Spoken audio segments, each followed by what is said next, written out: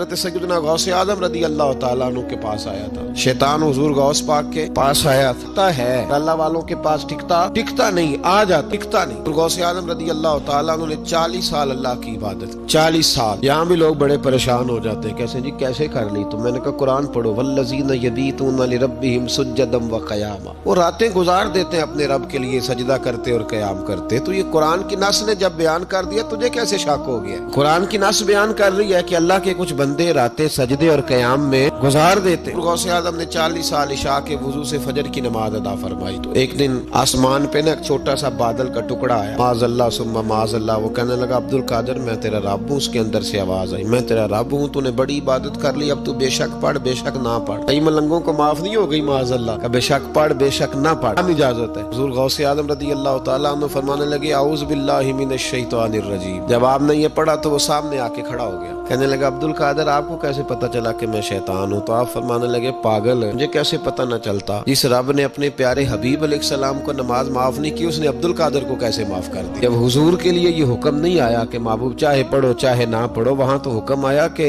محبوب تہجد بھی پڑھو، من اللیل فتہجد بہ نافلۃ لک، نفع دے گی آپ کو تہجد بھی پڑھے۔ تو ان کے لیے جب یہ حکم نہیں تو میرے لیے کیسے آ گیا؟ اب شیطان تھا نا، تو اس نے پھر ایک اور چال چلی، یہ باز نہیں آتا، ہم باز آ جاتے ہیں کئی دفعہ، اس کے پیچھے پیچھے چلنے لگ جاتے ہیں، لڑ کے تھک جاتے ہیں، وہ نہیں تھکتا، وہ نئی سے نئی چال، نئی سے نئی چال، اس کا نیا سے نیا روپ، من الجنت الناس، جنوں میں سے بھی اور اس کے نئے سے نئے روپ، اس نے ایک نیا روپ دھار لیا۔ کہنے لگا عبد القادر 300 ولی میں نے اسی طرح گمراہ کیے، آپ چونکہ عالم تھے تو آپ کے علم نے آپ کو بچا لیا۔ تو غوث اعظم فرمانے لگے نئے روپ سے آئے ہو؟ کہنے لگا 300 میں نے گمراہ کیے، یہ تو آپ عالم تھے تو بچ گئے، آپ جانتے تھے تو بچ گئے، میں نے 300 گمراہ کیے۔ تو حضور غوث اعظم فرمانے لگے پھر گمراہ کرنے لگے، اور نیا روپ دھار کے مجھے میرے علم نے نہیں بچایا، مجھے اللہ کے فضل نے بچایا۔ کئی عالم بھی تو گمراہ ہو جاتے ہیں نا، مجھے میرے علم نے نہیں بچایا، مجھے میرے اللہ کے فضل نے بچایا۔ میرے بھائی، میرے عزیز طریقت کے مسافروں، یاد رکھو، سمجھ لو اس بات کو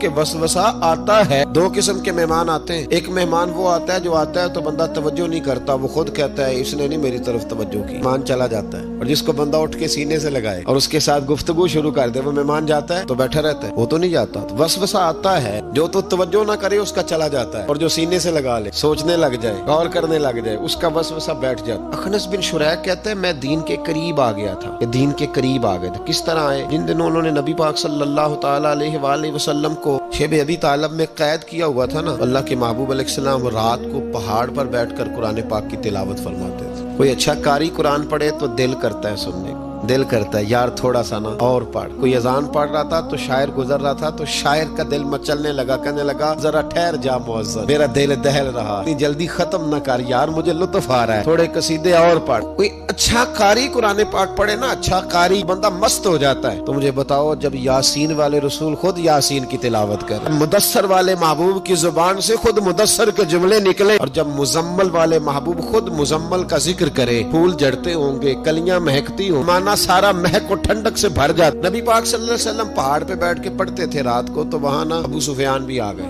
سنتے سنتے، کیونکہ انہوں نے پابندی لگائی ہوئی تھی کہ کوئی بھی بندہ وہاں نہ جائے، سوشل بائیکاٹ معاذ اللہ کیا ہوا تھا، کوئی نہ ادھر جائے۔ تو سنتے سنتے ابو سفیان آ گئے، کہتے ہیں حضور قرآن پاک پڑھ رہے تھے تو مجھے لطف بڑا آیا سننے کا۔ تو وہاں ایک قریب جھاڑی تھی تو ابو سفیان جھاڑی میں بیٹھ گئے، ساری رات نبی پاک نے قرآن پاک پڑھا اور ساری رات انہوں نے سنا۔ کہتے ہیں اب مجھے نہیں پتا تھا کہ اخنس بن شریح بھی کہیں آیا ہوا ہے، اس نے بھی وہی بھی یہ دیکھنے آیا کہ کہیں کوئی وہاں آیا ہوا تو نہیں، وہ بھی کسی کونے میں جھاڑی میں بیٹھ گیا، حضور قرآن پاک کی تلاوت فرماتے رہے، وہ ساری رات سنتا رہا۔ ادھر سے کہیں ابو جال بھی آ گئے، پتھر دل تھا، پر میرے مصطفیٰ قرآن پڑھتے تھے تو کان اس کے بھی کھڑے ہو جایا کرتے، ساری رات تلاوت سنتے رہے، تینوں پکے کافر جھاڑیوں میں بیٹھ کر تلاوت سنتے رہے۔ صبح جب جانے لگے تو ملاقات ہو گئی، تو کدھر آیا تھا؟ اس نے کہا پہلے تو بتا تو کدھر آیا تھا؟ میں تو آیا تھا دیکھوں کوئی آیا تو نہیں، میں تو کدھر؟ اس نے کہا میں بھی یہی دیکھنے آیا تھا کہ یہاں کوئی آتا جاتا تو نہیں۔ ابو جال زیادہ شاطر تھا، کہنے لگا خبردار کل کوئی نہ آئے، آج تو آ گئے کل نہ ہونا۔ اللہ اکبر۔ لیکن جہاں دل لگا ہوتا ہے نا وہاں دل کھینچا چلا جاتا ہے، دل جہاں لگ جاتا ہے وہاں دل کھینچا چلا جاتا ہے۔ یہ دل کا بھی اپنا ایک معاملہ ہے نا، اب لگ گیا تھا قرآن پاک کی تلاوت سے۔ کہتے ہیں رات کو اپنی چارپائی پہ لیٹے، درد اگرچہ جان گزل ہے، میں کیا کروں میرا دل ہے، غمیش کا اگر نہ ہوتا تو غم روزگار ہوتا، وہ مزہ آتش نے کہا تھا، وہ مزہ دیا تڑپ نے، میری آرزو ہے یا رب، دونوں پہلوؤں میں دل بے قرار ہوتا۔ कहते हैं कि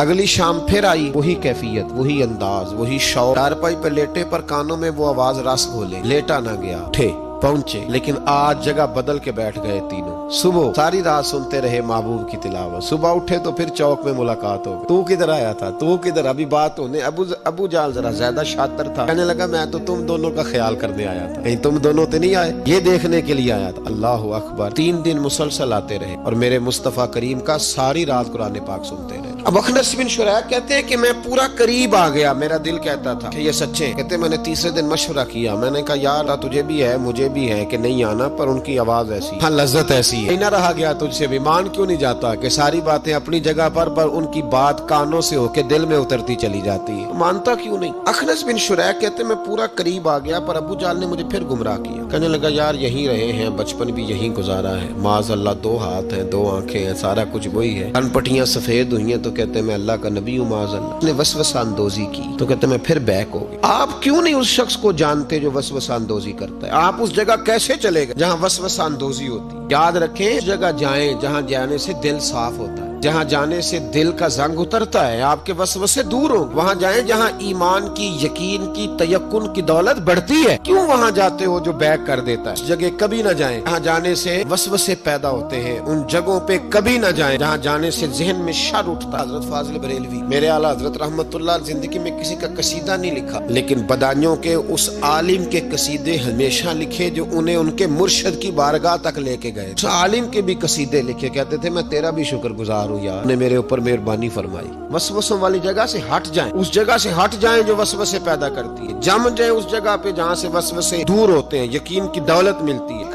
बात शेख सादी ने लिखी है। शेख सादी रहमतुल्लाह अलैह फरमाते हैं, ये मैं आपको जवाब दे रहा हूँ, कुछ सवालों का जवाब है जो ज़हनों में उठते हैं। शेख सादी रहमतुल्लाह ताला अलैह कहते हैं, एक बाप अपने बच्चे को कहता था, बच्चे उन लोगों के पास ना बैठे कर, बंदे सही नहीं, मेरे ज़हन में वसवसे पैदा कर। उसने कहा अब्बा जी वो नहीं सही, मैं तो सही हूँ, मुझे कोई कुछ नहीं कह सकता, मैं खुद बड़ा ठीक हूँ। तो उसने कहा बेटा नहीं, सोहबत साले तुरा साले कुनन, सोहबत ताले तुरा ताले कुनन, चंगियां दे लड़ लगी सा ते मेरी झोली च फुल पै, पैड़ियां नाल मैं रल गई ते मेरे अगले भी डुल गए, मेरे अगले भी नाल में रल गई थे, यानी फिर रेत से कपड़े भर गए सारे। हाँ, शेख सादी कहते हैं उस वालिद ने अपने बच्चे को समझाया, कहा ना जा उधर वरना। तो उसने कहा अब्बा मैं जब ठीक हूँ तो मेरा कोई क्या बिगाड़ लेगा? हमें बड़ी जल्दी ये गुमान हो जाता ना मैं कामिल हो गया, मेरा कोई क्या बिगाड़ लेगा, मैं जाऊंगा। वालिद ने समझाया, बाप था ना उसने समझाया, लेकिन कुछ लोग बगैर हादसों के समझते भी नहीं, वो समझते हैं हादसा जरूरी है, हालांकि बगैर हादसे के, बगैर दुखों के समझ आ जाए तो बड़ी अच्छी है। तो बस उसने कहा नहीं मैं नहीं मानता। वालिद ने एक मिसाल से समझाना चाहा, उसने कहा तू ठीक है, कहा मैं बिल्कुल ठीक हूँ। का इस तरह कर, जा बाजार से ना 2 किलो अच्छे वाले सेब लेके आ। नौजवान मेरी बात पे खास तवज्जो करें, 2 किलो अच्छे सेब लाया, बड़े खूबसूरत प्यारे। का देख के लाना, कोई दाग ना हो, कोई धब्बा ना हो, देख के लाया, बड़े खूबसूरत बड़े प्यारे अच्छे सेब। बेटे अब दोबारा जा मंडी और 1 किलो गंदे भी लेके आ, गले सड़े भी लेके आ। उसने कहा ठीक है,